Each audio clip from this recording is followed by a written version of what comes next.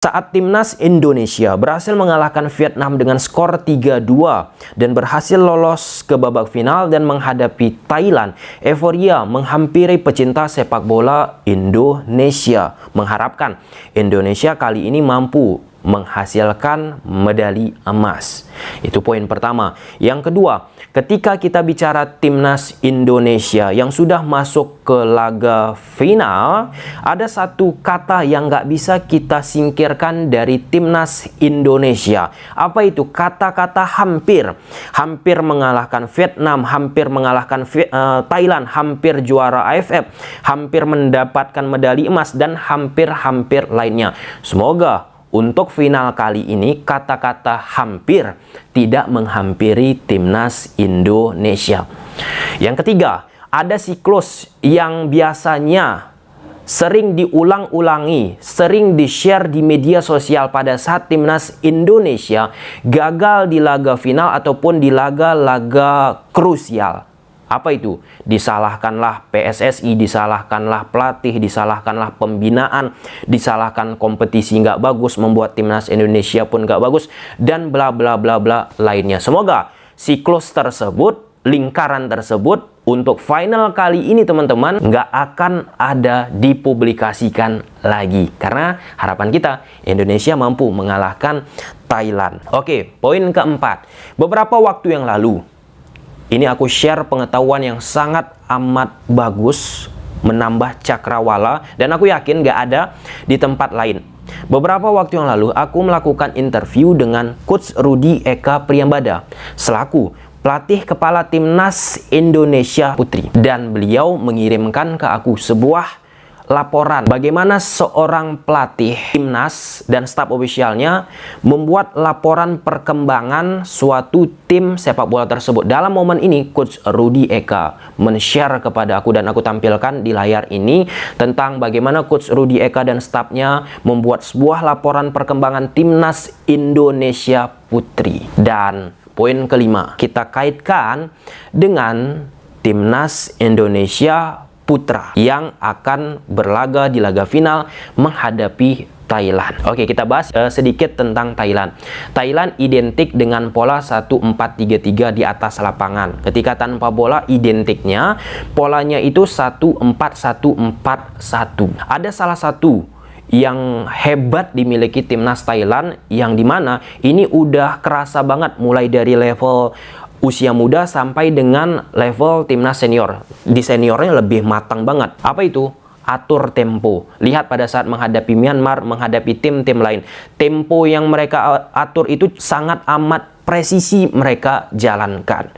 Oleh karena itu penting banget konsentrasi dimiliki oleh timnas Indonesia saat menghadapi Thailand. Yang kedua, apa yang sangat kelihatan dilakukan oleh sepak bola Thailand sekarang? Permainan positional play, dinamika pemain di atas lapangan. Ya, mereka pakai misalnya 1-4-3-3 ketika defense, mereka pakai beberapa momen ada juga 1-4-4-2. Itulah yang disebut dinamika. Enggak berpatokan 4-3-3. 4-3-3 mereka bentuk di atas lapangan. Misalnya back kanan, ketika fase build up, fase attacking masuk ke tengah sebagai inverted fullback. Itulah dia dinamika. Ataupun winger bermain di koridor half space, nggak menjaga sisi wide area, lebar lapangan. Itulah dia dinamika. Dinamika inilah yang sedang dibentuk oleh sepak bola Thailand akhir-akhir ini. Positional play yang memang kompleks untuk bisa dijalankan di atas lapangan secara maksimal. Perlu direpetisi, repetisi. Dan itu ditunjukkan secara oke banget bagi timnas senior Thailand pada saat mengikuti AFF beberapa waktu yang lalu menghadapi Vietnam yang sudah kita analisis. Positional play yang sangat halus pisan yang dimainkan oleh Thailand. Nah, kita kembali ke timnas Indonesia. Kita bahas tentang report build up yang dimainkan oleh timnas Indonesia. Coach Indra berkali-kali sebelum SEA Games sudah mengatakan beliau mau timnas Indonesia itu bermain 1-2 sentuhan, melewati lini pertahanan, lini tengah, dan akhirnya masuk ke final third. Nyatanya, uniknya timnas Indonesia kita, kalau misalnya teman-teman cermati prosesi golnya, kecenderungan berasal dari proses kehilangan bola dari lawan, kemudian dimanfaatkan dengan cepat oleh pemain timnas Indonesia dan tercipta gol, ataupun proses transisi atau counter attack dan memanfaatkan throw in, dan itu terbukti kemarin menghadapi Vietnam. Kita korelasikan dengan situasi tersebut dengan apa yang dilakukan oleh kebanyakan tim sepak bola sekarang ini. Ketika tim sepak bola sekarang sulit untuk membangun serangan dari bawah 1-2 sentuhan, yang itu dialami oleh timnas Indonesia kita bersama Coach Indra Sapri juga, banyak akhirnya pelatih melakukan pendekatan, memanfaatkan kesalahan dari lawan hilang bola, yang seperti aku sampaikan tadi, transisi dimanfaatkan, dan memanfaatkan situasi throw in ataupun bola-bola mati. Nah, di situasi sekarang, timnas Indonesia bersama Coach Indra Sapri memanfaatkan momen tersebut. Sulit melakukan build up, karena apa? Passing-passing yang enggak akurat. 2 poin tadi dimantapkan oleh Coach Indra Sapri, dan secara terang-terangan Coach Indra bilang salah satu kunci resep mengalahkan Vietnam, beliau memberikan latihan kurang lebih 30 menit bagaimana memanfaatkan permainan counter attack, dan akhirnya beliau berhasil menjungkalkan Vietnam. Nah, sekarang pendekatan sepak bola nggak melulu hanya ke ball possession. Selanjutnya, timnas Indonesia identik melakukan serangan dari sektor kanan, memanfaatkan koridor half space dari winger yang coba menarik pemain yang berada di sektor pertahanan sebelah kiri dari lawan. Kemudian fullback timnas Indonesia memanfaatkan sisi lebar lapangan, bergerak overlap, dan dari sektor tengah pemain nomor 6 ataupun 2 CB dari timnas Indonesia melakukan diagonal pass ke posisi fullback kanan yang melakukan overlap. Itu rutinitas yang dilakukan timnas Indonesia. Kenapa aku bahas ini? Di laporan yang dihasilkan oleh Coach Rudi Eka Priambada selaku pelatih timnas Indonesia Putri, ya seperti itulah, selaku pelatih kepala dan staf ofisial yang memberikan laporan bagaimana bentuk permainan timnas Indonesia, bagaimana serangan yang sering diluncurkan, bagaimana proses transisi, bagaimana set play, throw in, dan bla bla bla bla lain sebagainya. Nah, video ini setidaknya sedikit yang kita bahas, elaborasi kesimpulan beberapa poin yang dihasilkan timnas Indonesia mulai dari awal laga SEA Games sampai akan menghadapi laga final menghadapi Thailand.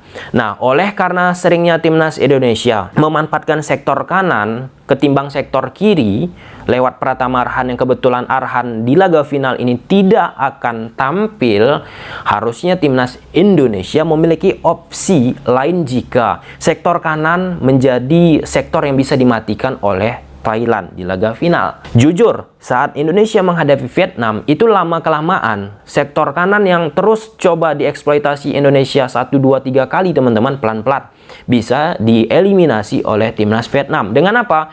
Bagas Kava ataupun pemain yang berada di sektor kanan ditarik sedikit lebih bermain ke dalam, sehingga nggak ada lagi nih yang bisa bermain memanfaatkan wide area. Fajar Faturrahman pun akhirnya lebih sering mundur untuk covering posisi Bagas Kava yang sering masuk ke dalam, ditarik oleh pemain Vietnam. Dan Indonesia yang nggak bisa ciptakan gol dari build up 1-2 sentuhan menghadapi Vietnam dan menciptakan gol lewat posisi throw in, artinya perlu menjadi perhatian khusus.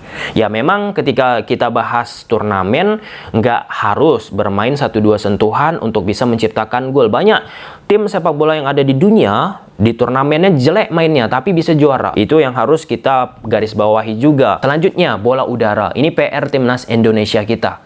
Bola udara yang sering dimanfaatkan oleh lawan beberapa kali timnas Indonesia kecolongan. Saat menghadapi Kamboja kecolongan, saat menghadapi Vietnam kecolongan. Crossing-crossing pun harus bisa dieliminasi oleh pemain timnas Indonesia kita. Kan sempat translatornya Coach Sintayong, JJ, membuat sebuah video di sosial medianya, dan beliau memegang HP dan membaca apa poin-poin yang perlu diperbaiki timnas Indonesia lewat handphonenya. Dan aku yakin itu kayaknya lah tulisan mungkin dari Coach Sintayong ataupun staf official dari timnas Indonesia yang dia elaborasi. Dia bilang timnas Indonesia terlalu membiarkan pemain lawan melakukan crossing. Itu harusnya nggak boleh. Saat menghadapi Vietnam, crossing sering kan diberikan oleh pemain timnas Indonesia, meskipun bisa dipatahkan. Beberapa poin lagi bisa Vietnam ciptakan gol. Dan poin terakhir, apa yang aku sampaikan, poin-poin build up, crossing, dari mana timnas Indonesia sering melakukan attacking dan lain sebagainya, itu merupakan salah satu yang biasanya di akhir turnamen bagi seorang pelatih kepala membuat sebuah laporan bagaimana perkembangan timnas di SEA Games. Bukan hanya lagi satu pertandingan ke pertandingan, tapi ini udah keseluruhan elaborasi kecenderungan permainan timnas Indonesia itu bagaimana. Ya, dan selaku performance analyst, Coach Kurniawan Dwi Yulianto pasti juga membuat sebuah laporan setiap pertandingan, apa yang akan harus dilakukan timnas Indonesia. Itulah pentingnya sinergitas antara pelatih kepala Coach Indra Sapri dengan staf ofisialnya. Oke, mungkin sampai sini semoga dapat manfaat dari video ini teman-teman, dan harapan kita timnas Indonesia pun bisa meraih hasil yang positif. Jangan peduli dengan sewar-sewar yang dilakukan oleh pelatih Thailand yang menyebutkan akan happy, akan senang di laga menghadapi Indonesia di laga final, dan sewar dilakukan back Thailand yang menyebutkan supporter timnas Indonesia jangan datang. Ya, itu sewar biasa, jangan dianggap serius. Oke, sampai sini aja dulu teman-teman video, semoga bermanfaat. Bye.